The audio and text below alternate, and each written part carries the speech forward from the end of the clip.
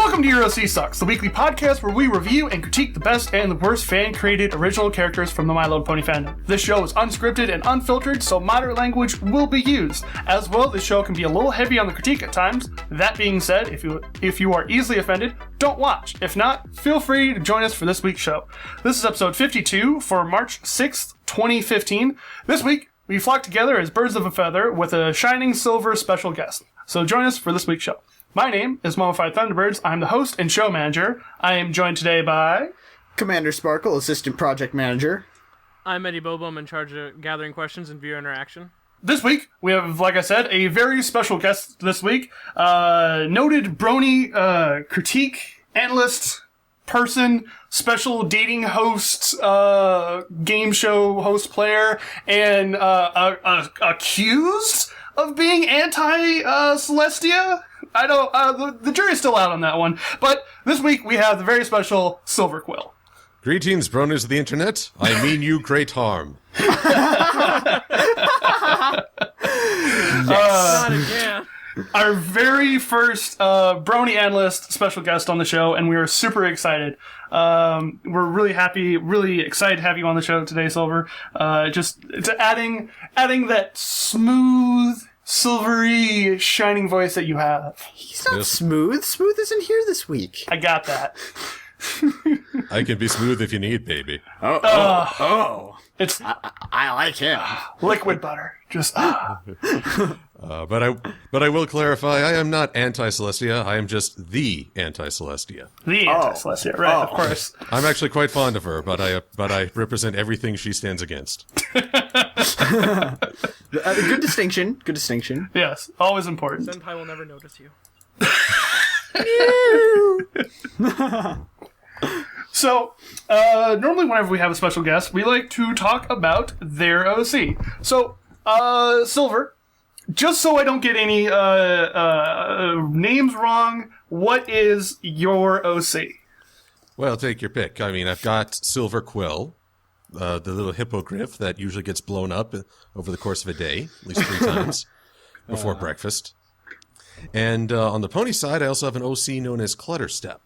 Ah, I don't think I've seen that OC. I don't think most people have seen that OC. He's lesser known on my DeviantArt account, and I think at this point my YouTube channel has eclipsed my DA work. Yeah. I don't know what you're talking Yeah, about. probably. So, since most people know you by the hippogriff, Silver Quill, is there any kind of a backstory or any kind of a deal with Silver Quill, or is it pretty much just a avatar to which express your pony side? He is very much an avatar for my my fandom side. I chose hippogriff because I wanted to be part brony. Well, I am literally a horse's ass. But also I like the idea of being something other than a pure pony to show I can veer off and do something you might not expect. Yeah, I think you're definitely you're probably the most notable hippogriff in the fandom. Now, my question is, what exactly? Like, I know that you sort of chose the hippogriff to sort of show that you're a little bit different. Like, were there any like major things that made you decide that, or? Well, mostly I said, okay. I looked around the brony reviewer analysis subculture, and I said, okay, there are a lot of ponies. I mean, a lot. I am gonna. Yeah, Ego was saying, hey, you're not going to look like squat if you just look like all these other folk. I mean, they had really good OCs, but I'm just be another pony on top of ponies. Yeah. So I had a book called The Wizards Bestiary. And I just flipped through and said, okay, what's something that I could make Friendship is Magic-esque? And I would go from there, and I just happened to chance upon the hippogriff, which is so I guess as much as backstory counts, the father would be a griffin, the mother would be a pony. And I also, in real life, have an older brother, so one of these days I'll make a hippogriff for him, too. Nice. But I said, hey, this is perfect. I can still have the cutie mark to identify I am a fan of the show, but I'm not of the show. And then I had to say, well, how in the world am I going to make a griffin? Because I'll be honest, I don't really like the griffins in the show yet. They they've only got 2 body types, and neither one is as good looking as a pony. Nah. So I played around a lot with making him a more oval head, bigger eyes, definitely a different beak. So, and there was a lot of trial and error. Early versions of Silver Quill had a much longer beak. I thought, good God, did I make him a hummingbird? Hey, there's something. I think that's a fair assessment, or opening or beginning to look at your concepts and ideas behind, or I guess why you made your characters the way you did. I can sort of... Yes. And what Mummified is actually saying is he can actually hear Smooth from the future screaming, "Move on!" Well, in that case, then let's move on to the actual point of this whole show, to review OCs. Now, seeing as though you are, in fact, our special guest, Silver, would you like to go first, or would you like to be thrown into random fate? Random Fate and I are old friends. I'd rather not change stream. Cast the die of fate, please. Casting the die of fate. It rolled a 4, so guess what? You do get to go first. The die of fate likes me. It's probably because I cheat fate by not dying all the time. Except that one time. Except that one time. Alrighty. So, for my good OC, one that I admire very much, we have Daffodil Sprouts. Alright, so first off about this character is the fact he is a character. The artist Tomboy Brony put a lot of effort into creating a biography for him. So, he is a male Pegasus, age 12, even gives a birthday, appearance. He said the dude is 12 years old, but he's based on Featherweight's design, who is, well, considerably younger. So, I'm not sure how much I'd really buy into that. Yeah, but personality is kind of young. Sorry. Personality is thoughtful, social, energetic, focused, and curious, but also spacey, comes off as pushy, thinks/worries too much, and is obsessive. He enjoys flying around, lounging on clouds, and taking care of plants. He dislikes disorganization and dead plants, and he fears falling mid-flight and getting lost in the Whitetail Woods, where he lives. Backstory is that he is close with his brother Truffle Shuffle. They live in the Whitetail Woods. There aren't a lot of foals his age around there, and they are all earth ponies. So not only does he become more mature very quickly, he has a more adult mentality than his age would imply, he also had to teach himself how to fly, and even how a Pegasus pony can manipulate the weather. He also found a baby phoenix in the woods and has raised it as a pet. Its name is Peep. So what I like about this, just the character description, is that this Tomboy Brony put a lot of effort into thinking not only the environment this pony grew up in, how he feels about things, and what are some of the strengths and weaknesses. So often the big thing that works against an OC is when you present him as perfect or flawless, or that any negative he might show is in reaction to a far greater negative. So Daffodil sounds like a pony you'd see in the show, someone who has strengths but also personality quirks. Yeah. The one thing I question is if he was born a Pegasus, did nobody say, hey, we should put him in touch with some actual other Pegasi to teach him to fly? I don't know. Also, like, does he not? Do they not have any parents? Like, is that not touched on? That's not really mentioned. I'm not sure what became of the parents. Because I feel like I know it's not always the case, as we've learned with the cakes, but I feel like there's probably one of them is a Pegasus, if he's a Pegasus. Or maybe it's one of these situations where he just lives with his brother in the Whitetail Wood as his brother. Maybe, I don't know. Maybe they just care for each other. I don't know. That's definitely something I'd at least touch on if they don't live with their parents. Which it sounds like they don't. It definitely sounds like they don't. I wonder if his parents are, off sitting with Applejack's parents. They've got like a waiting room for a tragic... Everyone assumes they're all deceased, but turns out they're just in a little lounge saying, we're building They're drama. Just in the DMV. Oh, God.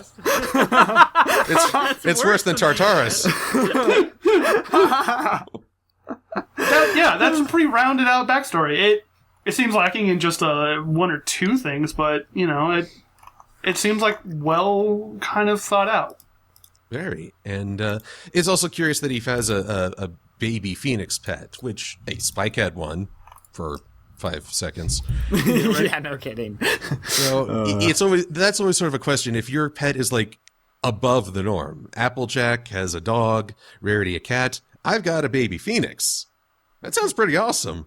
But people will always lunge on those little details to say, it's a Gary Stew. So just got to be prepared for someone to throw that flack out there. Yeah. Especially, I believe, it wasn't the Spikes named like Pip or something? Something Pee-wee? like that. Pee-wee. Oh, it was Pee-wee? It's been Something along forever. those lines. Yeah, that sounds familiar. So Peep isn't exactly very close to Pee-wee, but you could still get the same, like me, I was almost sure it was like Pip or something. So I would maybe get rid of a P name for the bird. Maybe something different. That's just... But we still have Philomena, and I guess if Philomena the actual could name also start with a P. Well, yeah, that's what I'm saying. It almost seems like phoenixes have a P alliteration sort of thing going on. Man, Not necessarily exact it sucks when alliteration, they but... run out of names. Yeah. So what do you think of the color scheme, Silver? Overall, I enjoyed. You've got a nice compliment with the, let's see, what color would I call that coat? It's not quite, it's a mix between yellow and tan, which I think complements the blue in the mane and tail very nicely. The gradients are not something I'd expect to see on the show, but then again, I look at Princess Cadence and the like and say, yeah, ponies have gradients in their hair. It's a little, probably the gradient in the mane is the one thing I'm a little unsure of. Mm-hmm. But what really attracts me is that Daffodil has this duotone to his coat with the stripe running along the muzzle, belly, part of his wings, and unshorn fetlocks, I think is the term. And ever since I saw Gaffer in the IDW comics, I don't know if you guys have read the comics. I don't. How far? What, like just before the what Pirates. issue? Is that? Oh gosh, the Nay Anything arc. I think that was like issue. Gosh, 10? Okay, because I have the first 5 volumes, so then I probably read that. Yeah, it's the one about Cadence and Shining Armor in school, and Shining Armor has a yeah, that one. he has a friend named Gaffer who has. It was the first time I'd seen a pony with that kind of duotone. I thought this looks great. Oh, yeah, it'd be a right. nightmare to animate in the show. I imagine. I don't know Flash that well, Oh God, yeah, probably. but I don't know. To make it constantly line up with the head and the belly, yeah, it would be. But in a fixed medium like a comic or on DeviantArt, this is a great design that mirrors real life horses in a way. So it's a very simple but smart way to distinguish your OC from the monotone coats of other ponies. And in terms of the cutie mark, it's one color, but it uses great use of negative space. Yeah. Again, not something I often see in a lot of in the show, and certainly not in OCs. Yeah, I definitely don't see that. That was because I've passed over this OC quite a few times, and I definitely like what they did with the cutie mark. Because Cutie mark looks not nice, but I still think it's a bit over detailed. Yeah, like, it's a you tad have the bit. highlights of the petal of his the main rose or whatever the tubey thing. Tulip, the bulb. Yeah, the bulb. You can see where it's been detailed a little bit. I think it looks fine. It's one of those things where I don't know how to change it to make it look better, so it's okay now. yeah, I think that's nitpicking. Well, some nitpicking is part of it. I mean, everything comes to the details. if you're nitpicking, that means it's good. So That's right. If we gave up on this thing right away, then we wouldn't have any reason to nitpick. It draws us in. Probably if you just he removed the 3 solid petals and turned the other negative space petals solid, sort of inverted it, that might simplify it enough. possibly. You could actually not probably ditch just the solid petals in general and keep almost as is. And that would still it would maintain a detailed-ish look, but it would make up for the lack of the original petals. For me, the only thing I'm concerned of are the gradients in the mane and tail. Partly because the violet at the end of the tips kind of obscures his eye. I'm seeing the mane more than the eyes, and I always think a character, you should be looking them right in the eye as the main focus. Yeah, I should pop. They should. The eyes are the most expressive part of this show. I definitely agree, because it's a bit of a drastic gradient, because it goes from that, like, I don't know, like, turquoise-ish almost, like, I'm not sure, I'm not the best with colors, to, like, deep violet, and you can do gradients, but it just, especially since you have, like, this, like, the color palette is really simple, and the cutie mark is just, like, one color, and they use this negative space so well, and then having so many things happening in the main just feels like you're sort of going against what you've been doing for the rest of the OC. So it could be a tough call. I mean, by all rights, if he enjoys that gradient, I think it's all a blend of cool colors against a warm backdrop, which is a nice contrast. Yeah. But it can be distracting. I was kind of laugh if I'm looking at a pony anywhere but the face, they'll be like, "Hey, my eyes are up here." Any final words on this one, Silver?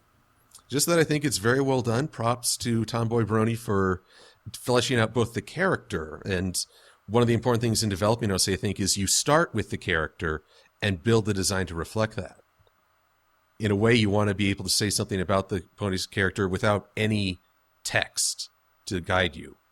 I mean, you look at the main six. You could remember the first time you saw the pictures, you probably had them pegged as a personality type just looking at them. Yeah. Yeah.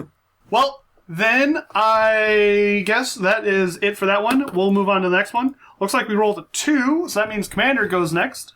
So this is the pony that I brought this week for Good OC. It's a Cotton Candy Crush. Also just goes by Crush. He's by Flashfire 68, and he's about his age is around the same as Big Mac. And despite the fact that you see this like pink and blue color palette, he's like a really strict, I'm done with your shit kind of person. Like, he absolutely despises being called girly because he works with sweets and candy, and usually when somebody like tries to make fun of him for it, he just kicks him in the face. He doesn't really like talking to other ponies and is an introvert, and you can often see him chewing on like some kind of gum and using his wide lexicon when talking to others. His backstory is that when he was born in Ponyville, and since the time he was a colt, he really loved eating and making candy. Unfortunately, because of his girly coat and his girly-oriented things he enjoyed doing, he was a victim of a lot of bullying, early on at least, and for the first year or so, that really got to him. He, like, probably got him down. But after that, he just sort of was like, I'm done with this, and just started beating up the colts who would mess with him. And then that led to some anger issues, but the bullying mostly stopped. And so what he did is he took advantage of this, and he started taking out his anger by smashing hard candies into a sugary consistency that he uses for his cotton candy. And then he sells his candy around Ponyville and helps live a happy life. And then whenever he sees some kid being bullied, he'll stand up to them and then give them free candy to make them feel better. He also really doesn't like butterscotch. That's pretty much it for like the backstory, personality stuff, which I really like. I had seen this OC and I was like, oh, okay. But then when I read that he was like, his personality almost contradicts entirely what he looks like aside from his facial expression, because you can really get that I'm done with this shit in his facial expression. But I just thought it really like stood out to me as like something that an idea I've probably had before, but not something I've really seen done, and definitely haven't seen done terribly well. And I really liked it. I've often wondered, why isn't there a pink stallion in the show? Everyone talks about how, oh, this show is so progressive. Well, pink stallion? I'm just saying. I love the fact that this character is named Cotton Candy Crush, and the main two colors Cotton Candy comes in is the pink and blue, and they've really adapted that to the color scheme. Oh, yeah. It's, the standard, blue and pink cotton candy you'd ever get. The thing I love about this character sheet, just looking at like how it's put out there, they give us two different faces, how the mane works from the side and from the front. Sad we didn't get the other side. That's one thing I would probably add if I was going to add an extra head of his right, left. He's facing. Looking the other way. Right? Yeah, his other side of his face. But the colors he's showing off here, I like how the outline colors are the outline of the circle, and the fill colors are the fill of the circle, and the shaded background of his leg and his fore hooves is also in that fill. It's a tiny little dot that I'm not sure how many of you guys see.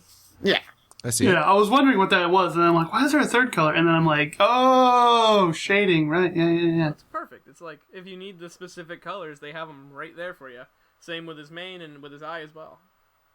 Definitely, I definitely, like, I'm surprised how much I like, because this is just a total, like, flat color background, but I think that it works because of the fact that it's such a color that everything pops from the background. So there's no points where you're sort of like you can't really distinguish things. It's just like you have this like dark gray background and then everything's like pink and light blue, so you got no problem there. And the only issue I have with him so far is his cutie mark is a little bit saturatedly bright. It kind of hurts to look at. It's not bright. It's honestly a little bit on the darker side, but it is. I definitely would agree that it is still a little bit saturated, especially in comparison to the very much pastel of his coat and mane. Whoa. And I kind of wonder about how there's like this line of mango, magenta. Basically, it's almost like a unicorn aura with this cutie mark, just of different colors. I kind of wonder if circles forming the shape of cotton candy, bright, pinkish and blue, would make a more dynamic but still simple cotton candy shape. Yeah, that'd be a good thing to look at. Also, what do you guys think of the scarf? Fabulous. The scarf, I think, it could have been done better. I mean, I like the color. It works, but as for how it looks in the picture, I think if they styled it just a little bit differently, or if it hung off the chest a little bit more, I think it would be a little bit better. Have it styled more like a scarf. It kind of looks like a sash here. Yeah, or a weird, like, chest thing. Chest plate. Yeah. Going back to what I said about you need to be able to tell a character's personality just by looking at them. The fact that his mane covers his right eye and that the back of his mane is almost trying to curl around and cover the other eye, it really shows him being closed off to the rest of the world. I hadn't really thought about it that way, but yeah, I mean, I can definitely sort of see that. Like, it's sort of like, and it's just messy enough that it shows that he's like, whatever, like, I just don't even care anymore. I'm keeping my mane out of the way just enough so I won't walk into a wall, but I'd rather not even see you. Or have you see me. Exactly. I also like how the mane and tail, he did a good, or Flashfire did a pretty good job at sort of matching the way that the curves happen in the mane and tail, and like how how they're displaced and stuff like that. For Matt, Actually, I'm pretty sure it's the exact copy. it's an exact copy of the behind of his mane. No, it's not an exact copy. If they did it through an illustrator, they could just drag the anchors around a little bit to make it a little bit more thick, but you have the same design of the spike. That's true. The spike that goes left, the spike that goes right, the swoop, and then the inner spike. A little repetition ain't bad. Well, yeah, but that's good because like your mane is supposed to match your tail.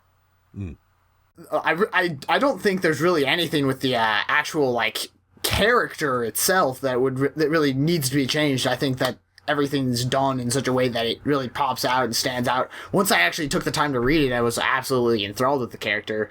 But I mean, I'd take a couple notes just on like what we said about the cutie mark and then the scarf, just to make it so that that's represented a little bit better. And that's really all that I can say. I just really like this character. Nice. So then, with that being said, we move on from that character and on to that's a 3. Time to take a look at Mary Bobo's character. The good one he brought this week. Yeah, 2 weeks in a row, we got a shark pony again. Oh my god. Not exactly a shark pony. This pony, as stated by the artist, Basilic free? Free. Stated by Free, is in a Pony AU. So this is non-canon to the show, which is always good to specify when you're trying a unique idea like this. Very. She is a sea pony, I guess. She hails from Aquestria. Equestria. Equestria.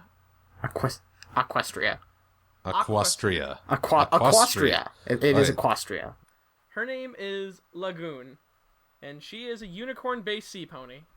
And the artist gave her a little bit of a nice backstory of she is actually of her species. She is an albino sea pony, and when she was born, it was a very tragic tale where a shark interrupted the whole thing, and she almost died.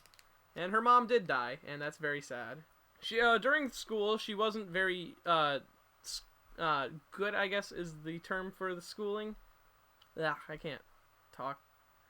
She would fail at tests. She was not very good at test taking. She was bored every day, and it wasn't something that she enjoyed. And she found tinkering to be one of her preferred jobs, I guess, is because everyone has jobs. And now she is the apprentice specialized in prosthesis. Prostheses, huh? Prosthesis. Magic and analog. So yeah, she is kind of like a blacksmith merpony, which is really awesome, because merponies I don't normally imagine as blacksmiths. So that's a unique take. How does it even work? How do you even work? Wow, shut me down hard. Yeah, exactly. How do you work, Commander? Oh shit, I guess I can't explain that. Magic. Her personality is she is a very upbeat and happy pony, but she has a short fuse. She gets quick, she can get sad, she can get angry really fast. And she's also extremely curious, drilling anyone with questions, no matter how inappropriate the questions may be at the time. She's also a very careful smith, and when she makes a mistake, sometimes she never gives up, or she'll keep going until she never gives up. When she makes a mistake, she keeps going until it's finished. She has tenacity. I'm gonna say actually no. It says she's also very hard on herself, and when she makes a mistake, she sometimes will just give up. Oh, I misread that. Sorry, my dyslexia ruined this for me. Ruined it. Takes ruined. Guys, we gotta restart the show. Come on back tomorrow. 0 out of 10, ruined forever. See you next week, Silver Quill. We gotta restart. Aww. She's very hard on herself, and when she makes a mistake, sometimes she'll just give up. This is a very interesting idea for a character. I like it a lot because it's something really unique. I'll say. Yeah. It's definitely out there.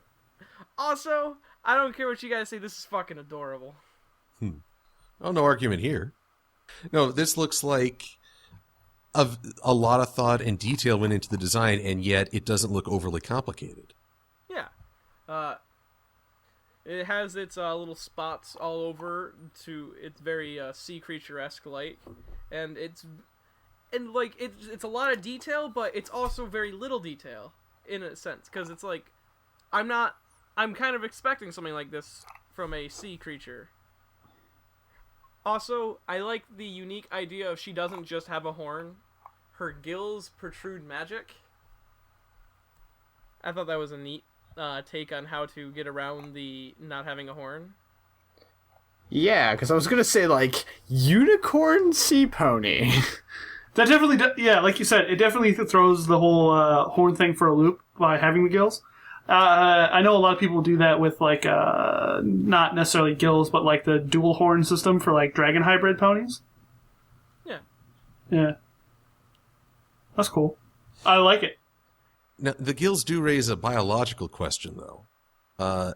My marine biology is pretty flimsy, but as I understand, if you can breathe on the land, out of the water, like amphibian, I don't believe any of those have gills. Gills implies you breathe through the water, so when it says that Lagoon wears a suit to protect her outside. Does that mean outside the water? I assume, yeah, outside the water, because it's a UV suit to protect her from the sun. And she's, in the picture, she's looks like she's doing some foraging, which kind of hard to do underwater. Very Well, hard. unless you're near like an open volcano or something. Yeah, I was like gonna that. say. That's what I was thinking. Sort of like the only way I could think of getting that kind of heat would definitely be a volcano. So I guess that's a point of confusion for me. Is she working on land, in which case can she breathe? And if so, do gills give the wrong impression? I just had an idea, sort of thing, because I was reading. It says if she's low on magic, she starts having trouble breathing air. So maybe by having the because it says her passive magic includes a standard air breathing and water control. Oh, there you go. So yeah, since the gills are magical, maybe they're able to like make it so that the air is breathable, and then like it says when she's low on magic, she can't breathe the air. Okay, that helps, but then all you need to do to reinforce that idea is in that picture of her special suit, just have a little magic glow along the gills. Yeah, I'd say that. It does say that her friend Gear took an interest when she realized Lagoon's intelligence. And I kind of wonder how, if you lose a fin or part of your tail in the water, you're pretty much dead. I mean, you're hindered in a world that's pretty harsh on movement, unless you're built just right. Yeah. I mean, we on the land here, we get by if we have a cane and crutches or a prosthetic of our own, we can manage. I've seen dogs do okay with 3 legs, though. Oh, it breaks my heart. But in the water, you need those parts. So if she is making these parts for friends, animals, neighbors, I imagine that's going to do a lot for her popularity. Or at least the community respect. She designs her own way to breathe on air so she can go up onto the surface and forage. Yeah, and that's actually pretty inventive. And the funny thing is, nowhere in this biography does she say she's super popular and like everyone loves her, but she is performing a service that I think would earn respect. I would hope. Unless you're a tool. Unless you're a tool.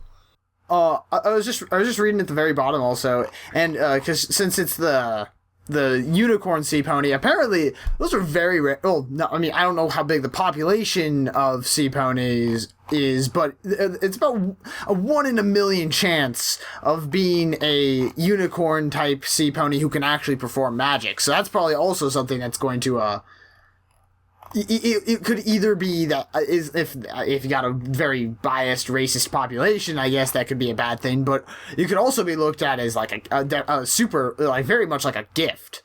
This is a lovely design and a lovely thought put into this character. I really, really enjoyed looking through it. I would like, Quill and Commander pointed out, the magic gill area for her working on within her suit. Working on the fins or the prosthetics in her suit on land, it'd be good to have the gills glowing or something like that. Like as you see with her magic as a little full. But yeah, that's about everything I gotta say. She's really adorable, and I want to see more of this character. Well then, all right. Moving on to the final OC for the good part of this episode. We're going to take a look at the one I brought to the party, called Guiding Heart by Vaughn Pipkin. Guiding Heart is enlisted in Celestia's army.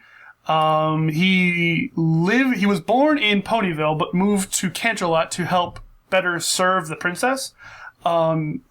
This pony doesn't really have that much of a backstory, but it just says a little bit about the fact that, like I said, moved to Canterlot. It's his main skill is diplomacy, and he's able to like resolve conflicts between people very easily. What was it again? He's kind of more of a, I don't know, takes care of himself. He goes to the spa. He likes to wear nice outfits. He's kind of a well-kept, well-groomed pony. Obviously, whenever he's not stuck in armor. It also says that before he enlisted, he did a lot of traveling by hoof, which seems rather pointless considering they have trains. So why not hop on one of those? Because you want to be part of of nature, dude. You gotta explore. Come on, dude. Yeah, bro. You gotta feel the people. Grassroots walk the earth. movement. They do. Plus, it takes you freaking forever to get anywhere. Yeah, that's true. It's very true. It's true. Yeah. So, and then he also apparently is quite wise, level-headed at most times. His friends would pull him out for social graces, and he would then like let loose at parties more often. Woo! So, or is a little bit more of a party animal, party pony, I guess, when he can. But other than that, that's pretty much about it for this guy. I like his design. It seems to do the whole like facial scruff thing well. Some ponies have like a weird second color coming out from behind the fur or their coat, and it looks kind of odd or weird. I really like it when people just do like, okay, here's a chin, and then here's a little something extra from the facial fur coat, and it just kind of extends a little bit more, acting almost like a beard if it was a actual person. Also, I more often than not, we find more ponies with an actual, like, a lot of volume and body to their hair, that it always goes up, spikes, swoops, whatever. This one just kind of falls down, lays next to the head, swoops back behind the ear, which I also like the addition of the behind the head shot. I also like the fact that this person included their Equestria Girls and Power Pony and Crystal Pony and Foal and Philly, and kind of in the comments shouts out to Senshi for their like inspiring them to do a piece like this, and that's really cool. I really like it. Also, I'm just now noticing that the second part looks like it's all in a box, and the other ones are standing on top of the box, while some are inside the box. And so I think that's what you're telling me is that the normal pony design is superior to all the other pony designs. Yes. No, I'm just saying that it looks cool because they're that is exactly on top of the box. What he's saying. I'm okay with that. I'm okay with that. I mean, props to this fellow for taking such detail, and they look great. I'm just naturally biased against the rainbow power look because it always feels like too much no matter what you do. Yeah. So this is not a reflection on Van Pipkin's artistic skill, which is great. I just don't like the rainbow power design. No, it adds a little bit too much to Also, a character. I like how he does the chin scruff, but I feel the Equestria Girls version, it's not... It looks weird. It looks weird. Yeah. There is an interesting difference with the Crystal Pony version. That long strand of mane that loops under the ear and back around is absent. And looking at that 3/4 back view, I actually am not as big a fan of that strand that goes around the right side of his head, because it sort of cordons off this mark on his neck. It's like this square patch of nothing. Yeah. And it just enhances that look. I think, oh, that really feels out of place. Yeah, it looks nice, like in the one that's sort of the front-facing one. I really like it there, but yeah, I'm inclined to agree with you on that the back of the head part. So I just wonder if maybe fill in that spot with more of the green mane and just show the ear poking out of a smaller patch. Aside from the main strand, I think it's a very good design. I don't see a lot of dark green hair in the show, which makes him instantly stand out, but not in an obtrusive way. I don't think there's a lot of green hair in general. Yeah. I'm also curious about the decision to tape off his tail at the base. Yeah, I noticed that when I was looking at his normal, and then I looked at his guard one. It makes sense for the guard pony, because fucking... Maybe it takes, like, a crap ton of time to do, so he just leaves it in and never takes it out. That's disgusting. Well, I don't know. Many. I don't know how else to explain it. Like, then how do you clean it? Have you ever heard of dreadlocks? That's a lot worse. Maybe he just spent a day at the spa and they forgot to unwrap one little bit. Is it? Yeah, I'll keep it. He's like, this actually looks kind of good. I'm actually down for that. That actually seems like a good idea. You know, it's just someone taped up his tail once, and he's just too afraid to undo the tape. He actually, he dyes it, and that little bit is actually pink. It's his natural pink roots coming out. Oh, no.